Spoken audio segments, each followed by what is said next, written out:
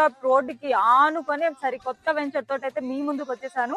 ఇది లొకేషన్ కూడా మీరు చూసుకోవచ్చు, మూడుచింతలపల్లికి చాలా అతి దగ్గరలో. ఇటుపక్క చూసుకుంటే మునీరాబాద్ పక్కకే ఉంటదండి. ప్లాట్ చూసుకున్నట్టయితే ఇది 363 ప్లాట్ సైజెస్. దీనికి మీరు చూసుకున్నట్టయితే ఇక్కడ మనకి ఇలా దిమ్మెలు వచ్చేసి ఇట్లా గేట్ ఉంటది.